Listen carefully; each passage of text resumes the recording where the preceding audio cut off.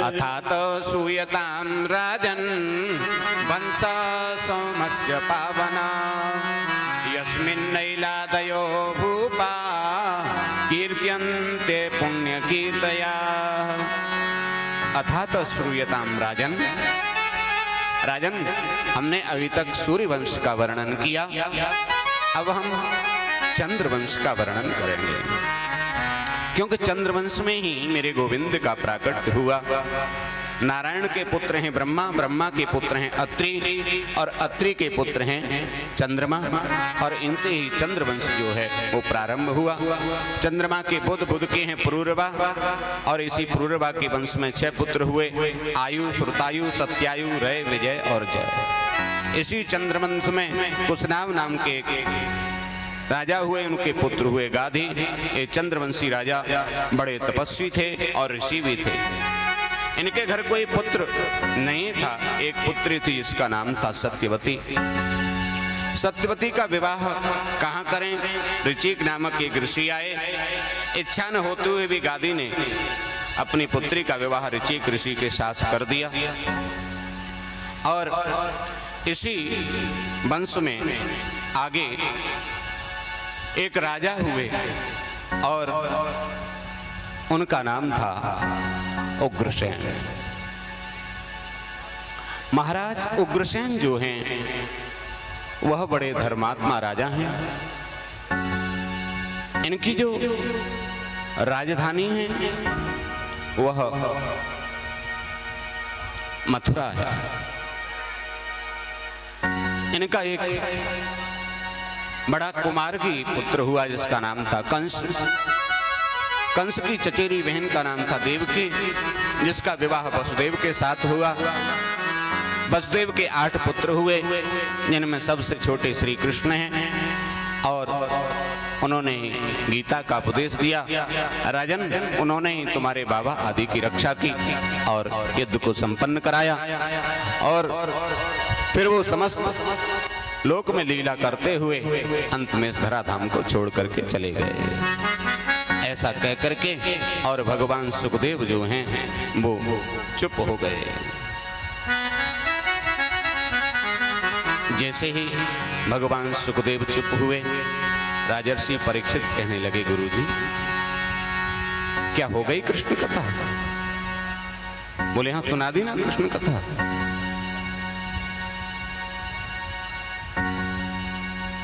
परीक्षित ने कहा, गुरुजी जिन भगवान ने मेरे पितामहों की हर क्षण पर रक्षा की, उनकी कथा तो मैं विस्तार से सुनना चाहता हूं। पितामहों में समरेंद्र, मेरे पितामह जब समर में थे महाभारत में, तब जिनकी कृपा से महाभारत जैसे युद्ध को जीते, आज उनकी कथा आप इतने संक्षेप में सुना रहे हैं।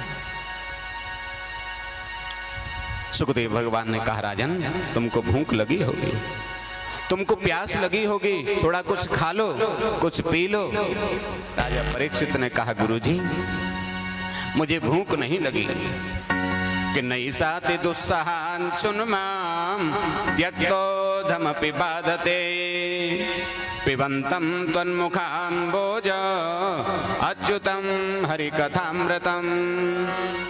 पिबंतम त्वद्मुखाम्बोज, आपके मुख से जो कथा रूपी अमृत की धारा बह रही है उसका मैं पान कर रहा हूं गुरुदेव, और उसको पीते पीते न मुझे भूख लग रही है न मुझे प्यास लग रही है। आज राजा परीक्षित की इस तरह की बात सुनकर के सुखदेव भगवान ने कहा, राजन आज मैं समझा कि सम्यक व्यवसिता बुद्धि तव राजर्षि सत्तमा वासुदेव कथायां ते यज्जाता नैष्ठिकीरति। सम्यक व्यवसिता बुद्धि, राजन तुम्हारी बुद्धि जो है वो निश्चित रूप से भगवान के चरणों में लगी हुई है, सम्यक है, ठीक है। तुम राजा नहीं हो, तुम राजाओं में श्रेष्ठ भी नहीं हो, अथवा तुम राजा में श्रेष्ठ से भी श्रेष्ठ हो। जो वासुदेव कथायामते, भगवान कृष्ण की कथा में जो तुम्हारी ये रुचि है ये वास्तव में प्रशंसनीय है। और इस प्रकार से कृष्ण कथा को कहना आज सुखदेव भगवान ने प्रारंभ किया। भगवान सुखदेव कहते हैं, राजन, कंस जो है वो मथुरा नगरी के राजा बन गए।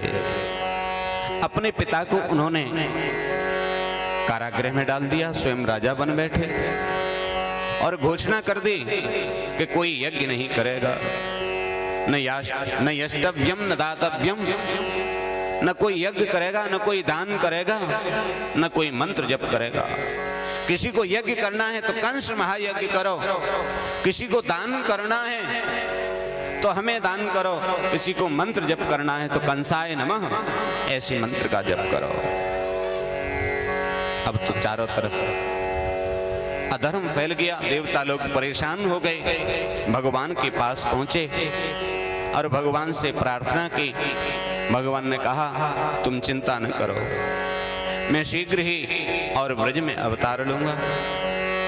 तुम भी सब लोग किसी न किसी रूप में ब्रज में पहुंचो।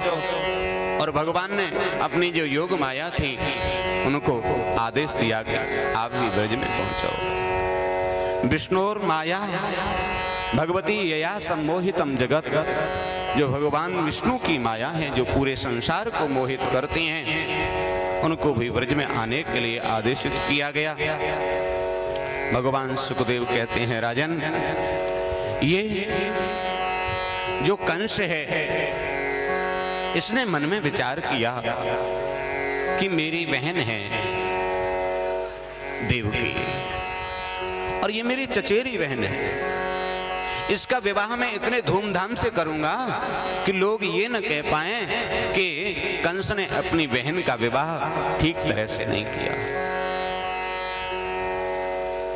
वर का अन्वेषण किया गया, महाराज वसुदेव जी का चयन हुआ और बड़े हर्ष और उल्लास के साथ आज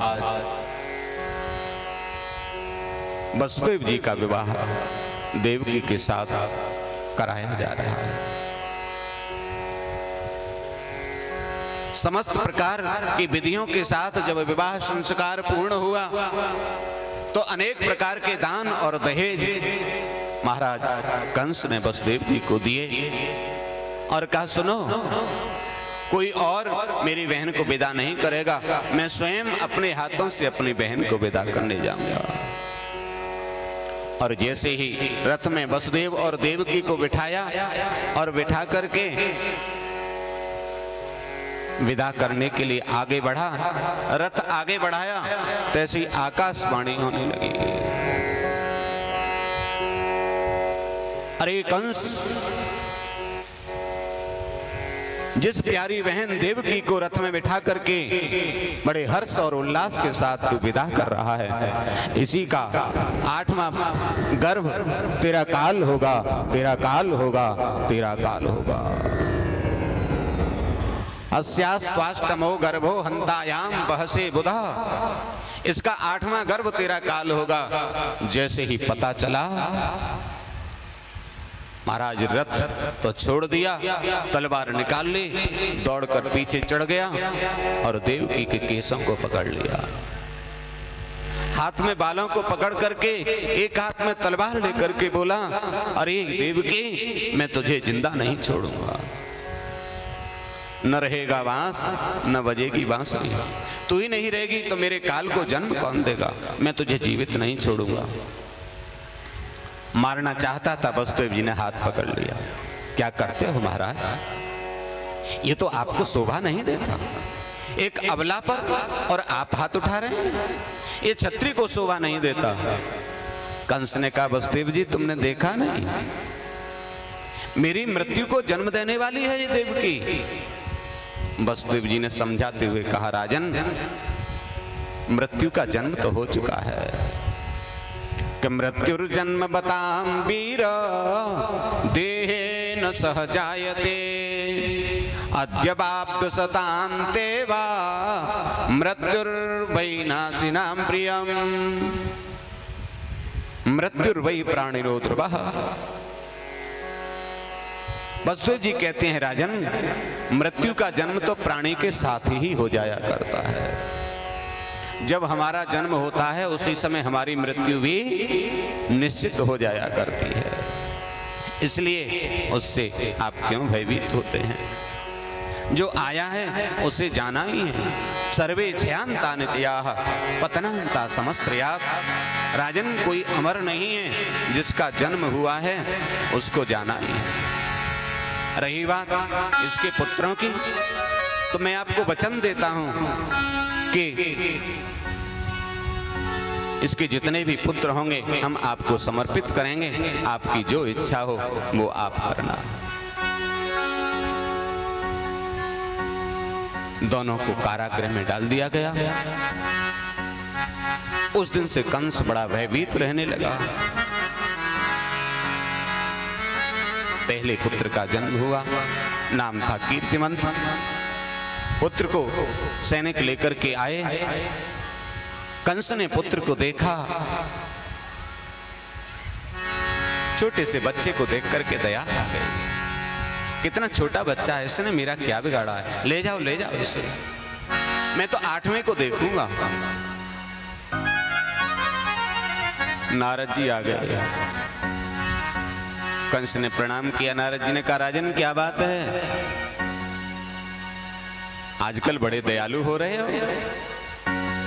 कंस ने कहा, महाराज छोटे छोटे बच्चे, उनसे क्या करना है, अपन को तो 8वें को देखना है, 8वां अपना काल होगा उसको ही देखना है। नारद जी ने अष्टदल कमल बनाया और बना करके इसकी बुद्धि को भ्रमित कर दिया। राजन, कोई भी 8वां हो सकता है।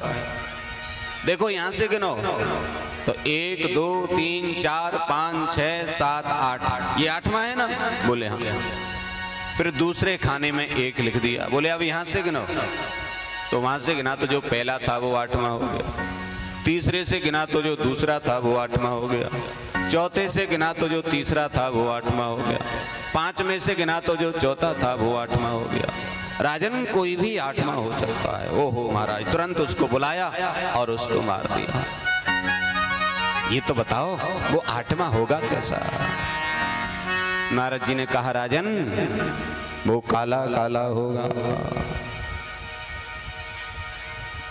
जब से इसे पता चला कि वो काला काला होगा, तब से अगर दाल में जीरा भी दिख जाता है तो डर जाता है। भयभीत बहुत रहने लगा। दूसरा पुत्र, तीसरा पुत्र, चौथा पुत्र, 5वां पुत्र, 6ठा पुत्र, 6 पुत्रों का इसने विनाश कर दिया। आया 7वें का नंबर। भगवान ने योग माया को आदेश दिया कि जो देवकी के गर्भ में 7वां पुत्र है, इसको ट्रांसफर कर दो रोहिणी के गर्भ में। और वो रोहिणी के गर्भ में स्थानांतरित कर दिए गए। वही बलराम जी हुए। कंस ने कहा, 7वें का क्या हुआ? बोले 7वां तो गर्भ नष्ट हो गया। चलो ठीक है, मुझे मारना पड़ता, झंझट कटा।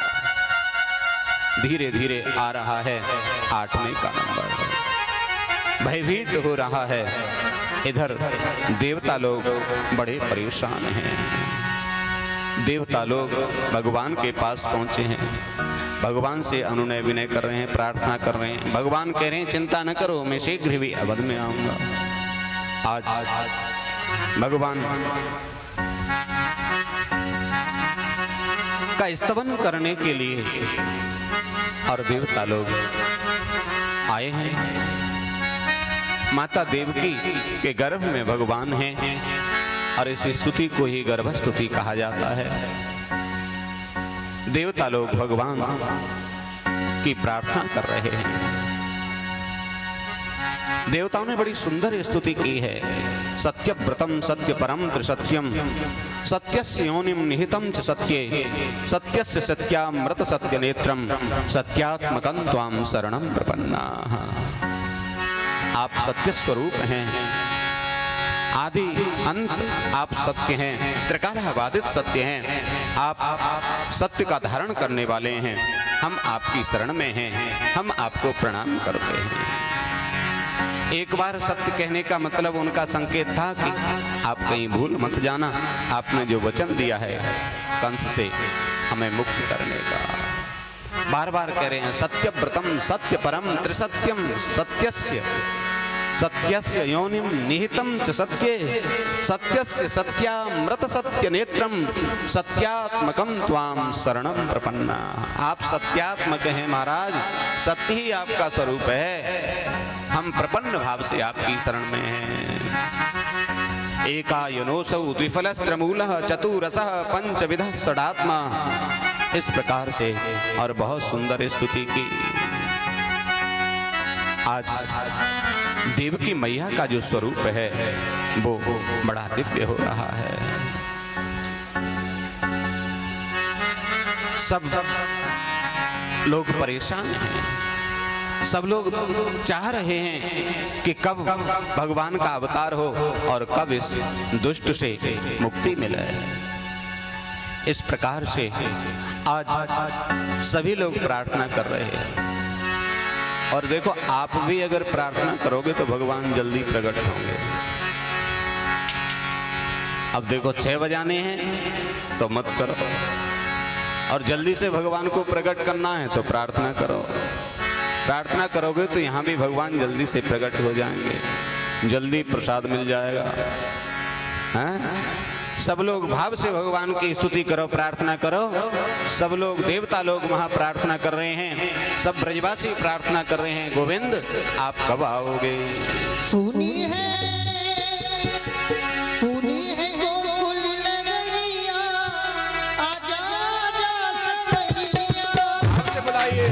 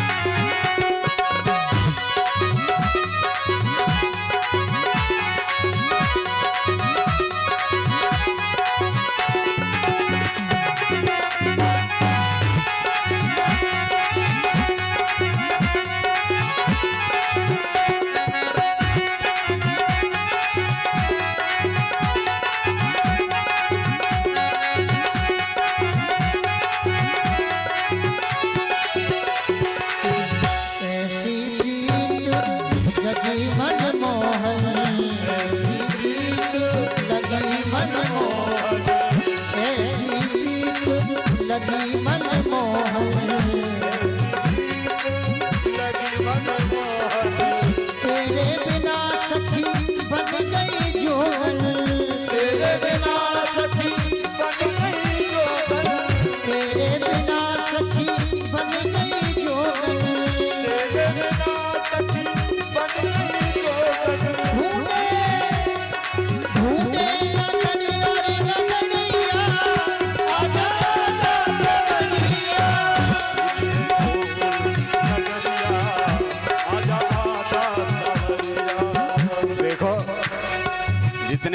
धीरे ताली बजाओगे उतनी देर ज्यादा हो, या तो ढंग से बुला लो।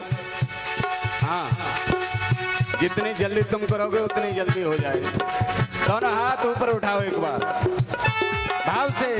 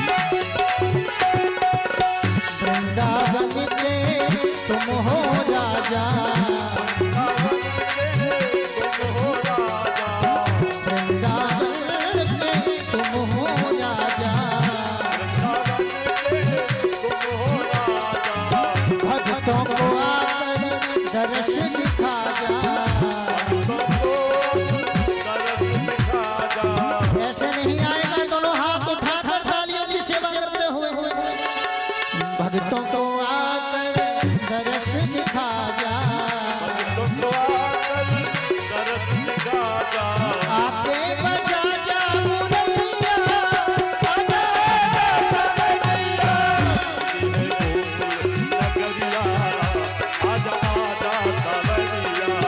आता होगा आता होगा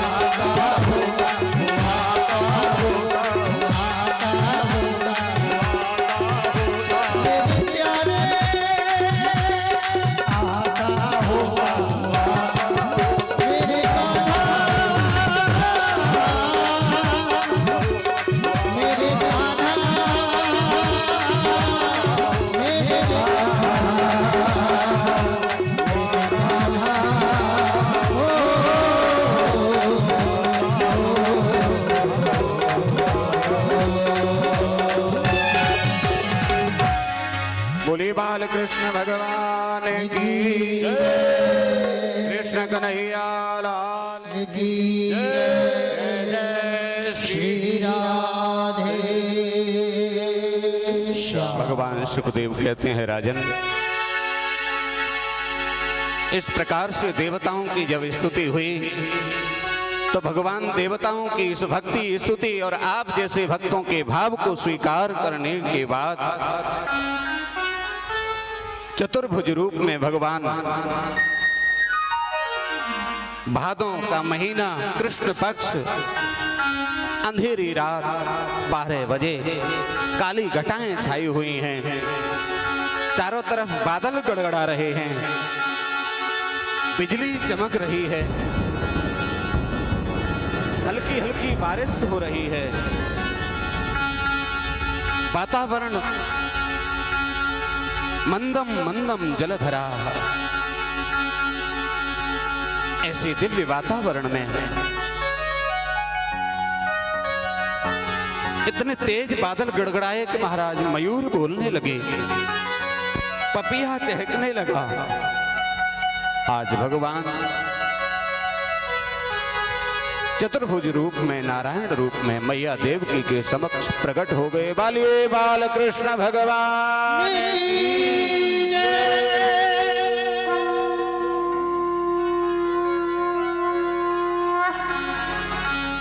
भगवान के दिव्य तेज को कोई नहीं देख पा रहा है, केवल वसुदेव और देवकी ही दर्शन कर रहे हैं।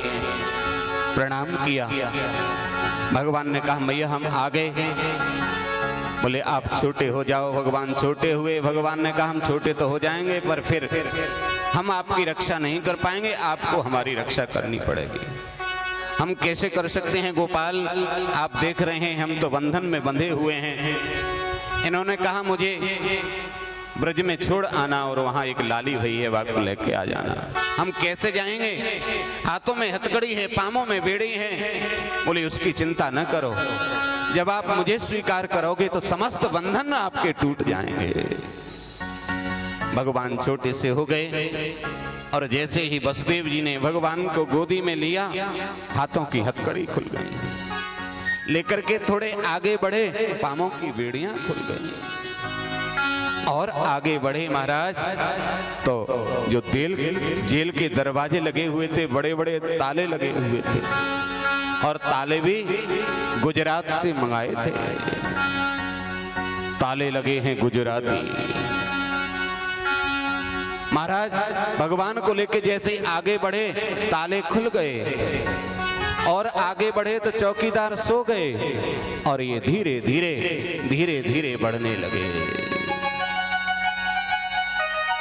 आगे निकले तो यमुना महारानी बीच में आ गई। यमुना महारानी में इन्होंने प्रवेश किया। यमुना महारानी ने मन में विचार किया कि मेरे स्वामी आए हैं तो मैं चरण स्पर्श तो करूंगी। आज चरण स्पर्श करने के लिए यमुना जी ऊपर आई। वसुदेव जी के गले तक पानी आ गया। भगवान ने पैर नीचे लटकाया। यमुना महारानी ने चरण स्पर्श किए और यमुना महारानी शांत हो गई। आगे धीरे धीरे बढ़ते जा रहे हैं। रात्रि का अंधकार है, बिजली चमकती है, थोड़ा प्रकाश सा होता है। भयभीत होते हैं। ऐसे भयावह वातावरण में ही आगे बढ़े और ऐसे ही चलते चलते नंद भवन में पहुंच गए और वहां पलंग पर नंदरानी के पास में जो लाली सोई हुई थी उसको उठा लिया, कन्हैया को वहां सुला दिया और लेकर के लौटने लगे।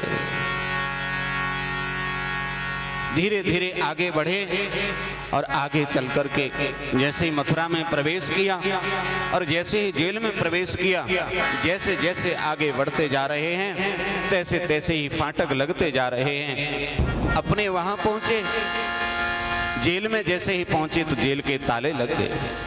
पहरे रात जग गए, हाथों में हथकड़ी लग गई, पांवों में बेड़ी पड़ गई। पहरेदार दौड़े दौड़े गए, महाराज महाराज महाराज क्या हुआ? आठ आ गया। दौड़ा दौड़ा कंस चला आया जेल में, कहाँ है कहाँ है? और देखा तो वो बेटा नहीं बेटी थी। ये क्या, ये तो बेटा के रूप में आना था, बेटी कैसे? आज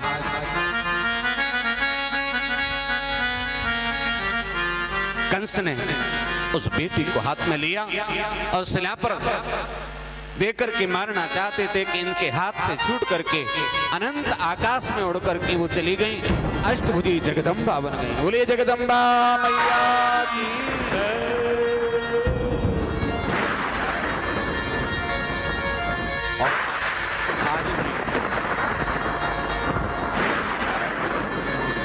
अनंत आकाश में जो जगदम्बा मैया विराजमान हुई, आज भी विंध्यवासिनी